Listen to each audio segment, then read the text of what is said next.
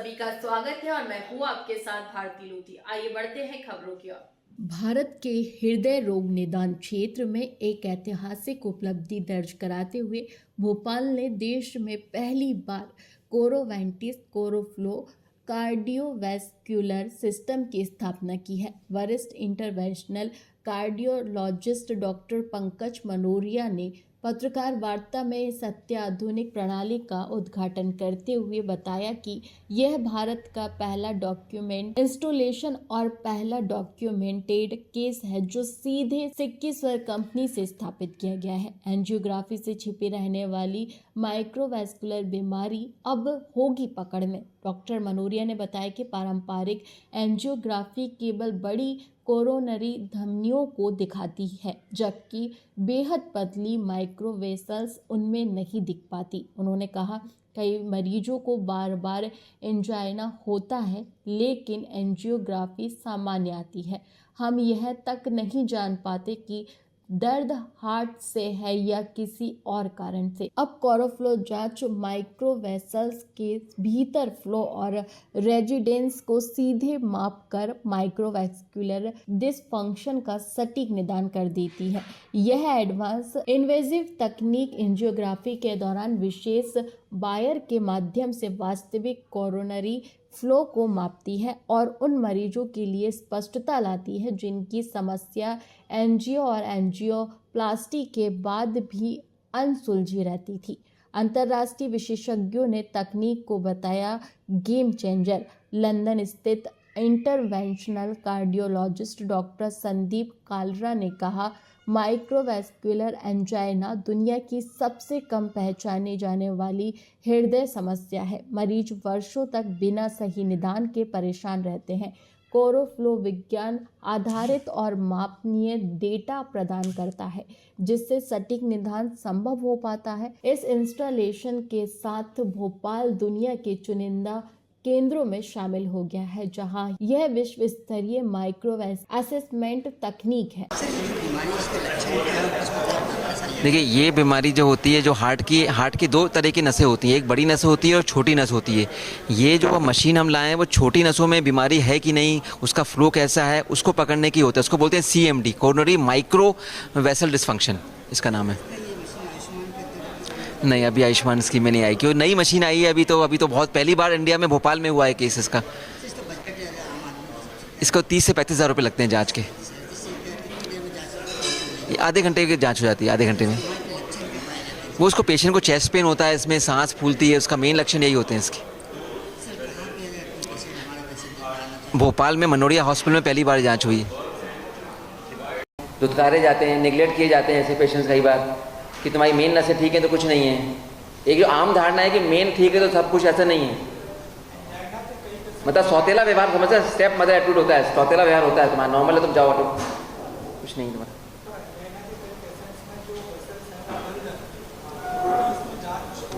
गल जाती मतलब, हाँ बिल्कुल हो जाएगा। इससे आपकी बड़ी नसों का भी जांच हो जाएगा, छोटी का भी हो जाएगा। ऐसा नहीं कि बड़ी की नहीं, ये बड़ी की भी जांच कर लेगी। हाँ, आफ्टर एंजियोग्राफी। ये सेपरेट मशीन है या फिर उसका? नहीं, सेपरेट मशीन परचेस करेगी। There's also a health economic saving. So patients can come to see a cardiologist every few months, every few years, and no diagnosis is made. But once you make the diagnosis and start the correct treatment, it's a cost saving compared to not treating it or not making the diagnosis.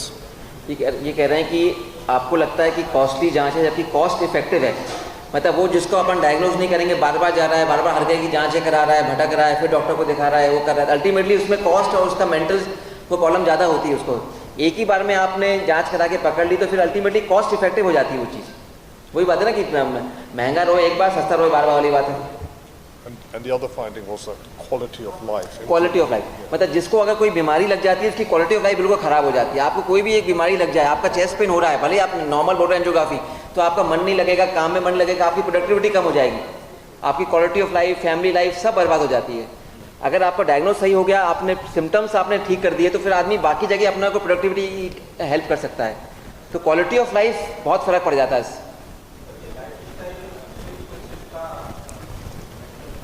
Does it have any connection with the lifestyle? So we know the risk factors of diabetes, high blood pressure, smoking. So all of these things that we address for the heart, a healthy heart, we would do anyway. But then in addition, we make a diagnosis and give medication. Indirectly, it has connection because diabetes, blood pressure, these smoking, these are lifestyle diseases जो भी था. तो अगर आपकी lifestyle खराब होगी तो आपको रिस्क फैक्टर ज़्यादा होंगे. रिस्क फैक्टर ज़्यादा होंगे तो बीमारी ज़्यादा होगी. बीमारी दोनों हो सकती है, बड़ी नसों की, छोटी नसों की. तो रिस्क फैक्टर्स कई बार कॉमन होते हैं, तो फिर more the risk factors, more will be the chance of having these diseases.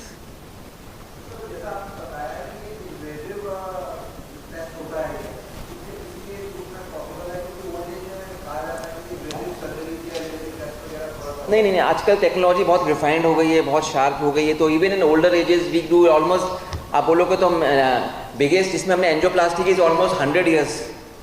100 year के पेशेंट में भी हमने एंजियोग्राफी करी है, ये करी है. Ranging from 18 years to 100 years. I have done angioplasty. The lowest age was 18 and highest was 100 almost. So this is the spectrum of age we have. अब टेक्नोलॉजी काफ़ी एडवांस हो जा गई है, तो ओल्डर एज में भी हम लोग करते हैं, सब चीज़ें करते हैं. But as he said this, ये बीमारी मिडिल एज में बहुत कॉमन है.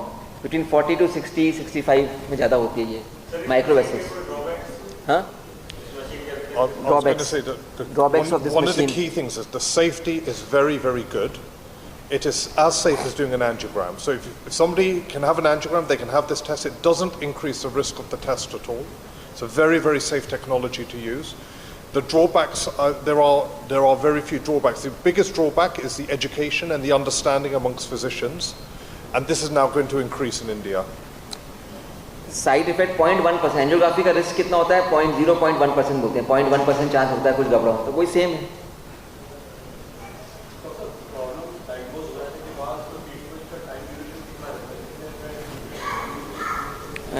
Time duration of treatment few weeks.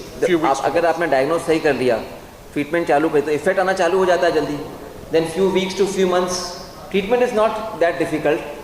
फिर आप कर सकते हो ट्रीटमेंट.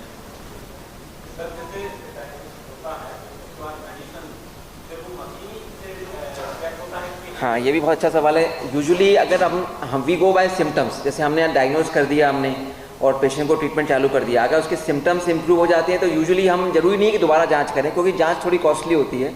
तो अगर आप पेशेंट का सिम्टम्स ठीक हो गया, मतलब इनडायरेक्टली सब कुछ ठीक हो गया, उससे आप जज कर सकते हो. अगर आप चाहो तो जांच दोबारा भी कर सकते हो. We can do it repeat. We can do again, but also there's 5 or 6 medications that we can use, so we can always increase the medications according to symptoms. फिलहाल के लिए इस खास खबर में इतना ही. देश विदेश की तमाम बड़ी खबरों को जानने के लिए देखते रहिए हेडलाइन 24 न्यूज. नमस्कार.